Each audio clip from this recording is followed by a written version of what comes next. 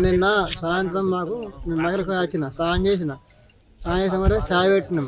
ఛాయ్ పెట్టి వచ్చింది, కాలు కడుక్కున్నా, ఛాయ్ తాగింది, రోడ్ ఎక్కిన మరి నేను రోడ్ ఎక్కింది కానీ సపోర్ట్ చేయకున్నా. ఇక మళ్ళీ ఒక 10-15 నిమిషాలకు పిలిచిన వరకు అమ్ములు అంటే అమ్ములు లేదు సార్. ఒక 15 నిమిషాలు మిస్టర్ సార్. నాకు గాడి మీద ఒక్కరి అనుమానం కట్టి బాబు వాడు అప్పుడు తీసుకుపోయి అవి కొని దుకాణాలు తీసుకుపోయి సార్. మేము వద్దు అన్నా కానీ ఇగో నాకు కిందోళ్ళు లేదు కదా, నేను పావురం కొద్ది కొనిస్తున్నా అని చెప్పు సార్. చెప్పిన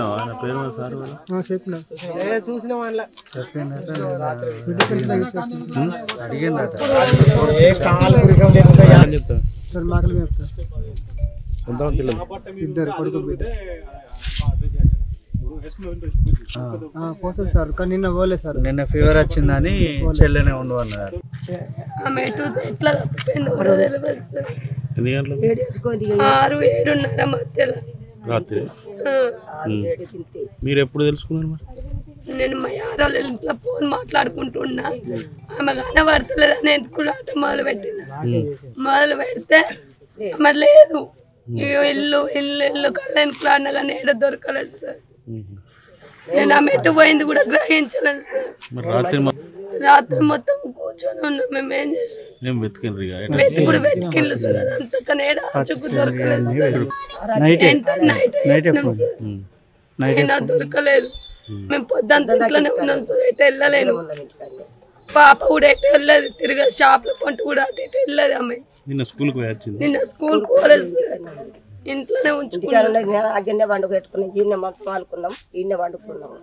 ఆమె గల్లీలో ప్రభాకర్ వాళ్ళ ఇల్లు కూడా దాటది, ఈ లోకల్లోనే జరుగుతుంది.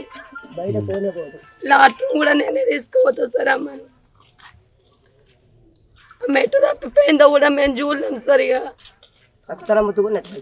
నిన్న దండపల్లి మండలంలో నంబాలు గ్రామంలో ఎస్సీ కాలనీలో ఒక అమ్మాయి 7 సంవత్సరాల అమ్మాయి మహన్విత, ఆమె ఇంటి దగ్గర ఆడుకుంటున్నది. 7 గంటలకు ఇంటికి వచ్చింది, మళ్ళీ ఆడుకుంటూనే వెళ్ళింది. తర్వాత ఒక అరగంట తర్వాత తల్లిదండ్రులకు పాప రాకపోవడంతో మొత్తం పాప కనిపిస్తుందని చెప్పి వెతికారు. వెంటనే మాకు పోలీసులకు సమాచారంగా మేము కూడా రాత్రిపూట వచ్చేసి తెల్లారి వెతికాము. ప్రజెంట్ మిస్సింగ్ ఉంది పాప. దానికోసం డాగ్ స్క్వాడ్ పిలిపించి ఇన్వెస్టిగేషన్ చేస్తున్నాము. ఇంకా అన్ని కొనాలు కూడా దాని గురించి దర్యాప్తు చేస్తున్నాము. దీనికి సంబంధించిన కేసు కూడా నమోదైంది. చరిత్ర సృష్టించినోడు ఇప్పుడు ఆ చరిత్రని తిరగరాయబోతున్నాడు.